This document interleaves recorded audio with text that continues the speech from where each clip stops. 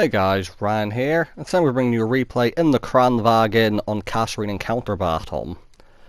I'm going to be platooned with Colonel Zeeks again. It was Zeeks, so I was correct the first time. But I thought it was Zeke, but the CH made me think a kind of Czech sound, as it were. So, either way, turns out I should have stuck with my gut feeling. Zeeks was right, and I'm just going to call him Zeke during this.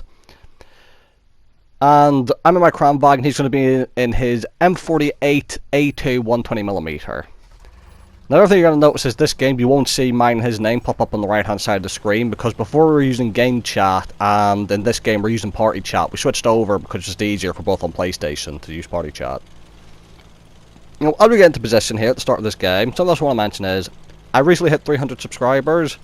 I was going to do a small giveaway, but unfortunately, again, as is the case, real life stuff is happening that isn't pleasant to deal with, so might be a few months before I actually do the giveaway. So, apologies about that. Now, Kasserine in a Kranvagn, very good map because there's lots of hills I can use to go fully hull down on with my 12 degrees of gun depression and awesome turret armor. However, there isn't artillery, which kind of means there isn't anywhere I can go hull down and use my 12 degrees gun depression and awesome turret armor. And I'm going to show you that at the start of this game. So, as I always do on most maps, I kind of drive in a straight line until I see whether my team are going left or right, and before changing to go join them. Now, the artillery in the enemy team is a German tier 9 one, I think, GW Tiger P or some shit. Either way, he's got a pretty big gun. Now see, I've got a nice little slope here, gonna jump up, do some spotting, which I can't afford to do since I've got a really strong turret. Try and find myself some shots at people. And what's going to happen is, I'm going to see the artillery fire at me. I'm going to start trying to back up out the way of it, and it ain't going to happen. So here it comes. Thankfully he didn't pen my tier 10 heavy tank through the front, so I only took 800 damage. So that's nice. So I'm going to think, okay, so this position's already vulnerable, so I'm just going to fuck off and go somewhere else. But the issue with this map, especially on encounter mode when you're pushing across from these spawns, is that if I climb up there to that ridge line, I can be hit by arty. I'm coming through the middle of the map here, and you see this next gap to my right. If I go up there, I can be hit by arty. So I'm continuing to push forward through the cap circle, and I'm looking at this turn to my right here where there is a heavy tank up there. Thing is, if I pop up here, I'm still vulnerable to arty. Like, there's just really nowhere you can kind of go. Well, there is, but like nowhere useful you can go. Trying to side scrape in my Kranvagn, which successfully works, can be quite risky because you've got a pike nose. So you have to be careful with your angling to make sure that you don't hit the pike nose at the front when you're angling. Got to try and make sure your tracks absorb it. Now you see, I've actually started reloading a heat clip because it's an E100. And even the heat on the Kranvagn is not the greatest, and nor is the APCR. It's actually got a pretty lackluster pen for a tier 10 heavy. But I don't feel bad loading heat for him, because you're going to see, after I've loaded the heat for him, and after he bounced earlier, he's got heat loaded for me, so like, and I'm cool with that. He fired a shot, and I'm now trying to get a bit closer. E100's trying to side scrape, I'm going to turn in, and what you're going to try and see me do is I'm going to try and catch his turret. I get one shot into him, bounces return shell, and now I know I've got time. I just saw the artillery fire, meaning I know he's not going to shoot at me. And now that I know where he fired from, I know where I can avoid him, at least using this rock anyway. But unfortunately, the E100 pops around the corner, and I have to drive forward to stop him shooting into my upper plate. Shipborn, friendly Shipborn, that comes out of nowhere and sits behind the E100. Don't know where he came from. Well, this is a risky place to be at right now, but right when I think he's about to shoot, I'm going to angle. And again, it hits my side.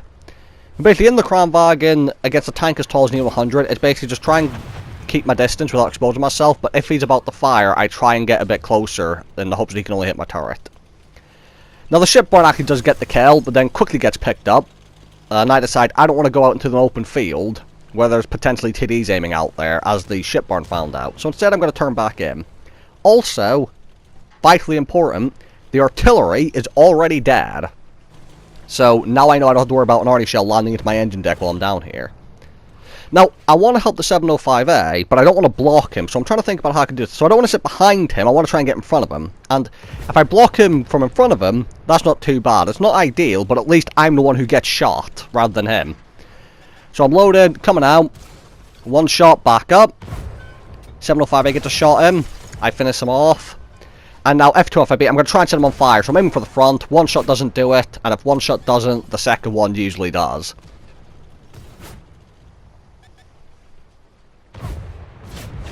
I feel so confident setting FP215Bs on fire. I said, maybe not every shot, but I know that within 2 shots I can set them on fire.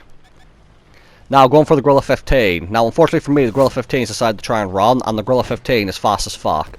I stop a little bit because I see that medium tank, and our Scorpion G kills himself. Just Kasserine memes, I suppose. And if you look at the map, you'll see that Zeke is actually around this corner with a lot of enemies near him. So I'm going to go join him, and we're going to go get rid of this Gorilla 15 together. Now, I'm trying to get a shot, but he is partially concealed. And as Zeke backs up, I get the shot in. I can now one-shot him if I just roll a little bit less than average, but I roll a bit less than average, so I leave him alive. Zeke gets the ram kill, which is great. But unfortunately, the Gorilla does get one last shot up before he dies. I empty my clip, getting 2 shots into the Pantera on the move. And I'm on a full reload. So that Gorilla 15 thing, we all know in World of Tanks, after 6.0 and RNG changes, your average damage isn't your average damage. So even though it says this thing has like 400 average damage, it's actually like 380, 370. So that's how it works now. Now that medium's pushing Zeke, I'm going to try and track the medium to stop him from having a shot at him.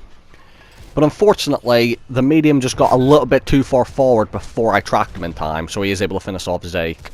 But I still have 3 shots left after tracking him, and I am able to finish off the medium with the help of a couple teammates. And that'll be the end of this game, and basically, you saw I went to my initial position, got hit by RD, and then I moved. Just trying to make use of positions on this map, and it's vitally important that you keep an eye on where the artillery fires from. So if you keep an eye on where the tracer is, that'll help you actually keep RD cover, because you can use certain rocks and bits of the land to stay in cover if you know what direction he's in relation to yourself. So it's quite important to look out for. MVP for me, Zeke got second. Nice little show in here. 5,400 damage, 1,200 assistance. So just under 7k combined basically. I did get a few kills, and Zeke got 3,200 damage and 400 assistance. And overall, a nice game in a Kranvagn, a tank I very much enjoy. So thank you guys for watching. Hope you guys enjoyed the video, and I'll see you all in the next one.